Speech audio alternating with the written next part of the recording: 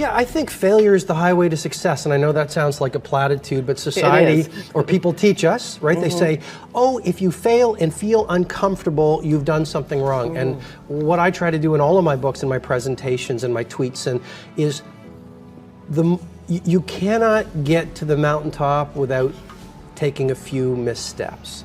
And so a business that wants to win, you have to outfail your competition. And as human beings, failure is not a bad thing. Ask yourself, what's the opportunity from the failure, and get in the game, because when you get to the last hour of your last day, it will not be the failures you regret, it'll be all the risks you didn't. Every single one of us who both dreams and creates things faces voices of dissent, both from people that we know, from people that we don't know, and very often the most deadly comes from within. And if we don't take a thoughtful, conscious approach to taking on our unrealistic dreams, they just ain't gonna happen. But if you are up for the challenge, and I think you are, here are 5 steps that can help. Step number 1 is frame your dream. And here's what this means. We can't become what we can't envision. So when I say frame your dream, what I mean is I want you to take a picture of it in your mind's eye in vivid, specific detail. And then what I want you to do is translate that picture into words, meaning write down that big unrealistic dream. And I know that you may have heard about the power of writing things down before, but the truth is most people just don't do it, which is so crazy because the research is conclusive on this. There was a study done by Dr. Gail Matthews that shows that you are 42% more likely to achieve your goals if you write them down. So what I want you to do is whip out your journal or hop on that keyboard and get writing.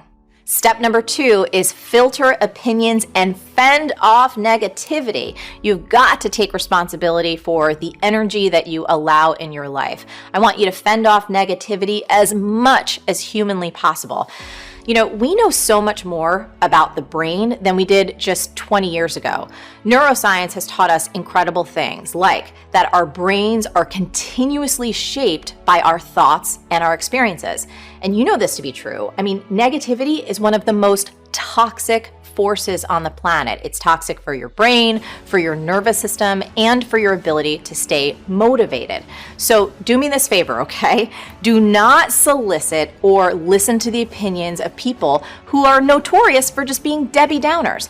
The one mistake that I've seen people make consistently is they almost habitually talk to the exact person who is the most likely to shoot them down and make them feel like crap. So don't do that. And here's another key. I want you to always, always, always consider the source. Meaning, don't put a lot of stock into other people's opinions unless they're actually out there consistently taking risks and being brave and actually making things happen. If you think about it, let's say, you wanted to climb Mount Everest. Would you ever take advice from someone who's never even attempted the summit? No, of course not. That would be crazy. So don't take advice from anyone unless you really think it through. And I want you to ask, has this person achieved an unrealistic or impossible dream? Are they taking meaningful risks on a consistent basis?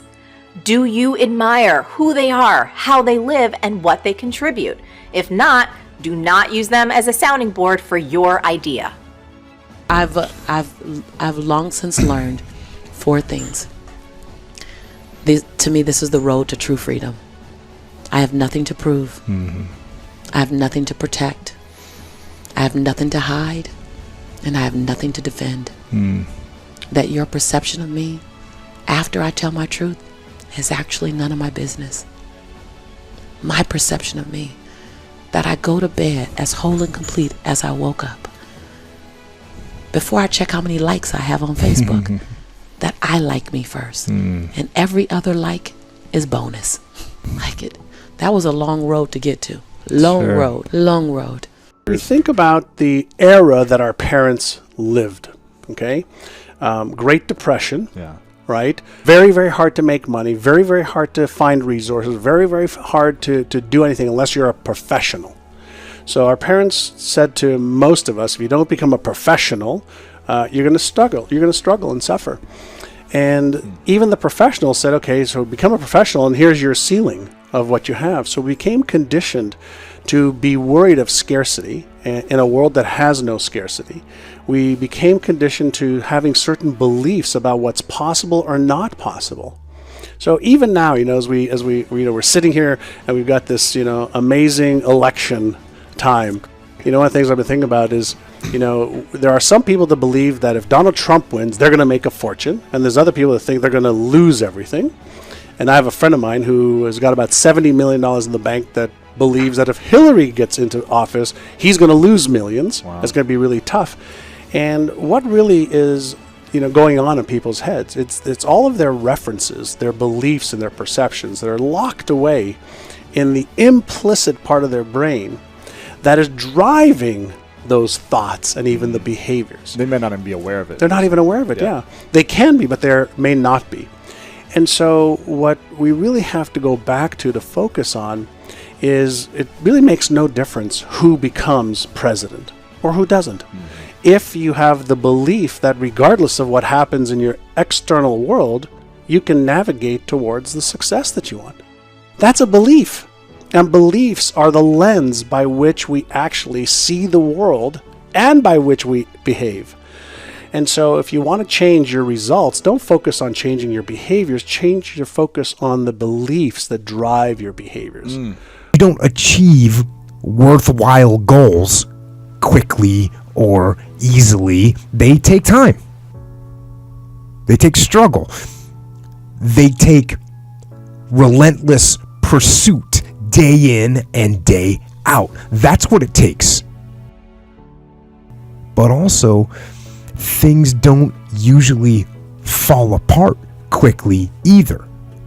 At least at first, it's a slow process.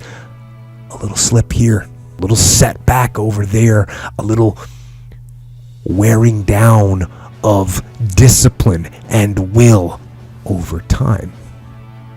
That's the thing. Success and failure are generally slow processes.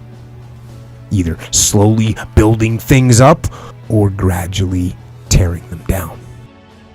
And that's why I say you've got to pay attention. You have to watch. You have to watch every single second. Because those seconds, they turn into minutes. And minutes turn into hours, and hours turn into days, and days turn into years. And so, that second that just went by, that counted. And so did that second. And so did that one. And in those precious seconds, you were either building or you were decaying. You were either gaining ground or you were losing ground in that second and in every second. Every second counts. So make every second